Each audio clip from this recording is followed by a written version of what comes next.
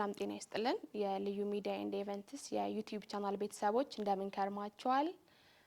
ዛሬ ታሪክ ነገር እናደርጋለን ማለት ነው። ንግስት ሌኒ መሐመድ ማናት? ንግስት ሌኒ መስቀሉን ያስገኘችው ማለት ነው የጌታችን የመድኃኒታችን ኢየሱስ ክርስቶስን መስቀል ለብዙ ዘመናት ተቀብሮ ከነበረው በት ቦታ አስቆፍራ ያስወጣችው ሴት እውነትም ኢትዮጵያዊት ናት ወይስ ደግሞ ሌላ ናት የሚለውን አጠቃላይ ነገር ታሪክ ነገር እናደርጋለን። እስከ ፕሮግራሙ ፍጻሜ ድረስ አብሮነታችሁ አይለየን ለማለት እንወዳለን። ንግስት ሌኒ ወይም ደግሞ ሄሌና ምንላት ሴት ከሮም ከኤሲያ እንዲሁም ከመካከለኛው ምስራቅ አካባቢ የዘር ግንዷ ወይም ትውልዷ እንደሆነ ይነገራል። ይቺ ሴት ዓለማችን ላይ ካሉ ታላላቅ የገዘፈ ማንነት ወይም ስብዕና ካላቸው ሴቶች ውስጥ የምትመደብ እንደሆነች ይነገራል።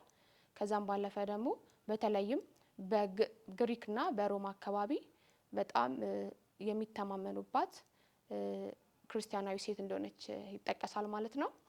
በ12 አመቱ የአባቱ ምትክ ላይ የአባቱን ዙፋን በመረከብ ስልጣን ያዘው የታላቁ ንጉስ ቆስጠንጢኖስ እናት እንደሆነች ይነገራል። ስለዚህ መስቀሉን ያስገኘችው ሴት ኢትዮጵያዊት አይደለችም ማለት ነው። ይቺ ሴት የሮም ወይም ደግሞ ወደ ግሪክ አሊያም ደግሞ መካከለኛው ምስራቅ አካባቢ እስያ አካባቢ ማለት ነው ትውልዷ እንደሆነ ይነገራል። ስለዚህ ኢትዮጵያዊት እንዳደለች ይሄን ማሳወቅ እወዳለሁ ማለት ነው። ኢትዮጵያዊቷስ ማናት የሚለውን ደግሞ በስፋት ለመግለጽ እወዳለሁ። የንጉስ ዘርዓ ያዕቆብ ልጅ በእደ ማርያም አባቱ ሞልቶ ስልጣኑን እንደያዘ ማለት ነው ከሀዲያ ጋር የነበረውን ግንኙነት ለማጠናከር ሲል የገራድ መሐመድ ልጅ ሆነችውን ንግስት ሌኒ በቀድሞ ስሟ ቴዛን ዜላንን አግብቷታል ማለት ነው። ዲያቆን ዳንኤል ክብረት እንደሚገልጸው ንግስት ሌኒ በፖለቲካ በእምነት እንዲሁም በአስተዳደር ዘርፍ እጅግ ኃያላን ከነበሩ ጥቂት ሴቶች ውስጥ የምትመደብ እንደሆነች ይገልጻል። ከኋላዬ የምትመለከቱት ሆስፒታል በንግስት ሌኒ መሐመድ ስም የተሰየመ ሆስፒታል ሲሆን መገኛውም በማዕከላዊ ኢትዮጵያ ክልል መቀመጫ በሆነችው ሆሳና ከተማ ላይ ይገኛል። እንግዲህ ሆስፒታሉ ከተመሰረተ ከ40 አመታት በላይ አስቆጥሯል። በእኚህ 40 አመታት ውስጥ የዞኑንና አጎራባች አካባቢ ማህበረሰብን በማገልገል በርካታ ስራዎችን እየሰራ የሚገኝ ስመገናና አንጋፋ ንግስት ሄሌኒ የገራድ መሐመድ ልጅ ናት። ይህም ደግሞ በ14ኛው ክፍለ ዘመን በንጉስ ዘርዓ ያዕቆብና እንዲሁም በልጁ በማርያም የስልጣን ዘመነ መንግስት ላይ ሀዲያ አካባቢን የሚያስተዳድር የነበረ ንጉስ ነው ማለት ነው። ገራድ መሐመድ ንጉስ ዘርዓ ያዕቆብ ከሞተ በኋላ ልጁ በአደ ማርያም ወደ ስልጣን ሲመጣ ማለት ነው መጀመሪያ ላይ ከሀዲያ ጋር የነበረውን የክርስቲያናዊ መንግስት ግንኙነት ለማጠናከር ሲል የገራድ መሐመድ ልጅ የሆነችውን ንግስት ሌኒ መሐመድን ወይም ደግሞ በቀድሞ ስሟ ቴዛን ዜላንን በማግባት ግንኙነቱ የበለጠ እንዲጠናከር አድርጓል ማለት ነው።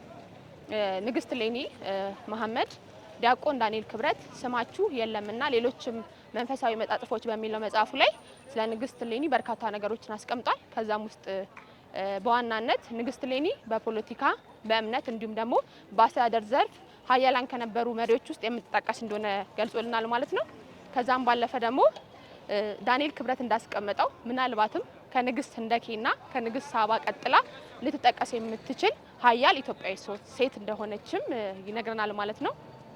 የመጀመሪያዋ የኢትዮጵያ ስነ መለኮት ሴት ደራሲ ናት። በእምነቷ ላይ በነበራት ነገር 2 መጽሐፎችን ማበርከት ትችላለች በስነ መለኮት ወይም ደግሞ በቴዎሎጂ በምንለው ማለት ነው። ይህም አንደኛው ስለ ሚስጥረ ስላሴና ስለ ቅድስት ድንግል ማርያም ንጽህና፣ ሁለተኛው ደግሞ ስለ ህገ እግዚአብሔር 2 መንፈሳዊ መጽሐፍትን ማበርከት ትችላለች ማለት ነው ለሀገሯ። በአደ ማርያም ንግስት ሌኒ እጅግ ከመውደዱ የተነሳ እንደ እናት ይሳሳላት እንደነበረ በዜና መዋዕሉ ወይም ደግሞ ስለርሱ በተጻፈው ገድሉ ላይ ተጠቅሷል ማለት ነው። ንግስት ሌኒ በህዝቡም እንዲሁም ደግሞ በነገስታቱ እጅግ የምትወደድ ሴት ነበረች ወይም እናት ነበረች። ምንም እንኳን ከአብራኳ ክፋይ የተወለደ ልጅ ባይኖራትም በህዝቡ ዘንድ እንዲሁም በነገስታቱ ዘንድ እንደ እናት የምትታይ ሴት እንደሆነች በደንብ ተገልጿል ማለት ነው። ፖርቹጋላዊው መልእክተኛ አልቫሬዝ በ15ኛው ክፍለ ዘመን አጋማሽ ላይ ወደ ኢትዮጵያ በመጣበት ሰዓት የተመለከተውን ዘ ፕሪስትስ ኦፍ ጆን ዘ ኢንዲዝ በሚለው መጽሐፍ ላይ ማለት ነው እንደተጠቀሰው ቮሊዩም 2 ላይ ፔጅ ነምበር 395 አካባቢ ማለት ነው በጣም እጅግ የምትወደድ በህዝቡ የምትፈራ የምትከበር እንደሆነች ገልጿል ማለት ነው። እጅግ ከመወደዷና ከመከበሯም የተነሳ በጊዜ የነበረው የመንግስት ሽግግር እጅግ ሰላማዊ እንዲሆን ያስቻለች ሴት እንደሆነችም ይገልጽናል ማለት ነው። በእምነቷ በነበራት ጠንካራ ነገር ማለት ነው አመቱን ሁሉ የምትጾም ሴት እንደነበረች በዚህም ደግሞ በሳምንት ውስጥ 3 ቀን ብቻ የምትመገብ እንደሆነችም ገልጾልናል ማለት ነው። ይህም ማክሰኞ፣ ሐሙስና ቅዳሜ ዕለት ብቻ ምግብ የምትመገብ እንደሆነች ሌላውን ጊዜ ደግሞ በጾም በጸሎትና በእምነት የምታሳልፍ ሴት እንደነበረች በ3 ነገስታት ቤተ መንግስት ውስጥ መኖር የቻለች እንዲሁም ደግሞ ንጉስ ወይም አጼ ነአድ ባረፈ ሰዓት ህፃኑ ልጁ ልብለ ድንግል ወደ ቤተ መንግስት ሲገባ የ12 ዓመት ህፃን ስለነበረ ቤተ መንግስቱን ታስተዳድር እንደነበረም ተገልጿል። ንግስት እሌኒ መርጦ ለማርያምን ወይም ደግሞ በጎጃም አካባቢ የሚገኘው መርጦ ለማርያም ቤተክርስቲያን ለማሰራት ከግብጽ የኪነ ህንጻ ባለሙያዎችን አስመጥታ ቤተክርስቲያኑን እንዳሳነጸች ይነገርላታል። በ1515 ዓመተ ምህረት መጋቢት ወር ላይ ማለት ነው በመርጦ ለማርያም ቤተክርስቲያን እዛው አካባቢ እንዳረፈችና መቃብሯም እዛው እንዳለ አልቫሬዝ እንዳሰፈረው እጅግ በጣም የምትወደድ ከመሆኗ የተነሳ ንግስት እሌኒ ባረፈችበት ወቅት በህዝቡ ዘንድ በጣም ድንጋጤ እንደፈጠረ ገልጿል ማለት ነው። ከ8 እስከ 9 ወር ድረስ ደግሞ ህዝቡ እየመጣ ያለቅስ እንደነበረ ታስከብረን ነበር ተጠብቀን ነበር። እሷ ካረፈች በኋላ ግን ብዙ ነገራችን እናጣለን እያሉ በጣም ሲያዝኑ ልባቸው ተሰብሮ እንደነበረ አልቫሬዝ ገልጿል ማለት ነው። ንግስት እሌኒ እጅግ በጣም ጀግኒት ሴት ከሀዲያ ብራክ የተገኘች ኢትዮጵያዊት ሴት በርካታ ስራዎችን የሰራች በአስተዳደር በእምነት እንዲሁም በፖለቲካ ለሀገር የተረፈች ብቁ ሴት እንደሆነች ይገለጻል ማለት ነው። ለሀገር አድማስ ለምድሪቱ ተስፋ ነችና መንፈስ ብርቱ ተስፋ ነችና መንፈስ ብርቱ ጠቢለዩ በማስማማቱ ቂምን ማርከሻ አላት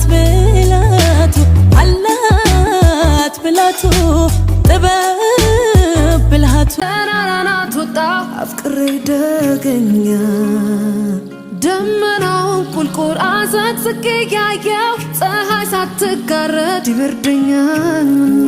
በዋቸሞ ዩኒቨርሲቲ በንግስት እሌኒ መሐመድ መታሰቢያ ኮምፕሬሄንሲቭ ስፔሻላይዝድ ሆስፒታል ላይ ነው የምንገኘው። እንግዲህ ንግስት እሌኒ እንደነገርኳችሁ ከሀዲያ ብራክ የተገኘች የመጀመሪያ ኢትዮጵያዊት የስነ መለኮት ሴት ደራሲ እንደሆነ ገልጬ ነበርና በእሷ ስም ለኢትዮጵያ ያደረገችውን አበርክቶት በመገንዘብ በተወለደችበት አካባቢ በሀዲያ ዞን ማለት ነው በሆሳና ከተማ በስሟ የተሰየመ ሆስፒታል ነው እንደምትመለከቱት እዚህ ከኋላችን ያለው ማለት ነው። ሆስፒታሉ በስሟ ተሰይሞ በርካታ አገልግሎቶችን እየሰጠ የሚገኝ ሆስፒታል ነውና ላደረገችው ተጋድሎ ለሰራችው ስራ ላበረከተችው አስተዋጽኦ እንደ ሀገር ማለት ነው በሆሳና ከተማ በተወለደችበት አካባቢ ሰራችው አበርክቶት መገለጫ ይሆን ዘንድ በስሟ የተሰየመ ሆስፒታል ነው እንደምትመለከቱት ማለት ነው። ጤና ይስጥልን የልዩ ሚዲያ ኤንድ ኢቨንትስ ዩቲዩብ ቻናል ተከታታዮች እንደምን ከርማችኋል? ዛሬ የምንገኘው በዋቸሞ ዩኒቨርሲቲ ንግስት እሌኒ መሐመድ መታሰቢያ ኮምፕሬሄንሲቭ ስፔሻላይዝድ ሆስፒታል የሆስፒታሉ ቺፍ ኤግዚኪዩቲቭ ዳይሬክተር የሆኑት ዶክተር ይድነቃቸው ረዳቸው ቢሮ ነው የምንገኘው። የሚያወሱን ነገር ይኖራል። ከዛም ባለፈ ሆስፒታሉ አሁን ላይ ምን አገልግሎት እየሰጠ ይገኛል ለታካሚዎች የነበረውን አንጋፋ ስም ለመመለስ ምን አይነት ስራዎች የተሰሩ ይገኛሉ የሚለውን እናወሳለን። አንጋፋና ሀያል ሴት ሆስፒታሉ መጠራቱ ምን አይነት ክብር ይሰማዋል ከሚለው እንጀምር። እሺ አመሰግናለሁ። ያው ላነሳሹ ንግስት እሌኒ መሐመድ ማለት የሀዲያ ንጉስ የገራድ መሐመድ ልጅ ናት። በዘመኗ በነበረችበት ዘመን ከፍተኛ አስተዋጽኦ እንደ ሀገር ካበረከቱ የመጀመሪያዋ ንግስት ነች። ቅድም እንዳነሳሹ በእምነት በፖለቲካ ከዛም በላይ ሊጠቀስላቸው የሚችለው የዲፕሎማሲያዊ ግንኙነት የውጭ ዲፕሎማሲ ከጀመሩ ቀደምት የሀገር መሪዎች ንግስቶች የመጀመሪያዋ ነች። ንግስት እሌኒ መሐመድ መታሰቢያ ኮምፕሬሄንሲቭ ስፔሻላይዝድ ሆስፒታል በዚህ ጀግና ሴት ስም በመሰየሙ እንደ ሆስፒታል ኃላፊ እንደ ማኔጅመንትም ትልቅ ኩራት ነው የሚሰማል። ለምን እንደ ሀገር ትልቅ አበርክቶ ያበረከቱ ንግስት ናቸው። ከእሳቸውም ስም ጋር ሊመጥን የሚችል ስራ ለመስራት ጥረት እያደረግን ነው የምንገኘው። በዚህ ሰዓት ላይ በሆስፒታላችን የተለያዩ የሕክምና አገልግሎቶች ይሰጣሉ። እንደሚታወቀው የድንገተኛ የተመላላሽ ሕክምና፣ የውስጥ ደዌ ሕክምና፣ ሌሎች ስፔሻሊቲ እና ሰብ ስፔሻሊቲ ሕክምናዎች በሰፊው እየተሰጡ ይገኛሉ። እንደሚታወቀው ይህ ሆስፒታል ከ40 ዓመት በላይ የዚህን አካባቢ ማህበረሰብ እያገለገለ የሚገኝ ሆስፒታል ነው። እንደ ስሙ እና እንደወሰደው ጊዜ የሚመጥን የሕክምና አገልግሎት እንዲሰጥ የተሻለ ለማድረግ ለማቀላጠፍ ዘርፈ ብዙ ስራዎችን እየሰራን እንገኛለን። የፋርማሲ ስርዓትን የማዘመን ብሎ ተጨማሪ አስፈላጊ የሆኑ የፋርማሲ ግብአቶችን ለማሟላት በከፍተኛ ሁኔታ እየሰራን ነው የምንገኘው። ላብራቶሪ ደረጃውን የሆስፒታሉ ደረጃ የሚመጥን አክሬዲትድ የሆነ የላብራቶሪ ምርመራዎች እንዲኖሩ እየሰራን ነው የምንገኘው። አሁን ደግሞ እድሜ ጠገብ ሆስፒታል እንደመሆኑ ረዥም ጊዜ በማገልገሉ ያረጁ ለስራ ማይመቹ ነገሮችን የመለየት ስራ እየሰራን ነው። በአጭር ጊዜ ውስጥ የሆስፒታል እድሳት ስራ እንጀምራለን ብለን ዝግጅት እያደረግን ነው የምንገኘው። ከዚህ ጋር ተያይዞ ደግሞ የሆስፒታሉን የሕክምና ስርዓት የማዘመን ስራ ዲጂታላይዝ ማድረግ፣ ይሄ ከወረቀት ነፃ የሆነ አገልግሎት ለመስጠት አስፈላጊውን ዝግጅት አጠናቀር ወደ ስራ ልንገባ እየተዘጋጀን ነው ያለው ማለት ነው። በዘመነ ደርግ በ1976 ህዳር 9 ዓ.ም የተመሰረተ ሲሆን መጠሪያውም ኮሎኔል መንግስቱ ኃይለማርያም ተብሎ ይጠራ ነበር። ከዛም ደግሞ የኢህአዴግ መንግስት ሀገሪቷን በስልጣን ሲቆጣጠር ሆሳና ሆስፒታል ተብሎ ይጠራ ነበር። አሁን ባለው ሁኔታ ደግሞ የሀዲያ ንጉስ የነበረው የገራድ መሐመድ ልጅ ሆነችው በኢትዮጵያ በፖለቲካ በአስተዳደርና በእምነት በርካታ ሚናዎችን በመወጣት ለሀገር የተረፈች ሀያል ከሆነች ሴት ስም ተሰይሟል። ንግስት ሌኒ መሐመድ መታሰቢያ ኮምፕሬሄንሲቭ ስፔሻሊስት ተብሎ ይጠራል። በዚህ ሆስፒታል እንግዲህ በርካታ ስራዎች የተሰሩ ይገኛሉ። ከሀዲያ ዞን ማህበረሰብ አልፎ ለበርካታ ጎራባች ዞኖች አገልግሎት እየሰጠ ይገኛል ማለት ነው። ስለነበረን ቆይታ እጅግ እናመሰግናለን። ክብረት ይስጥልን።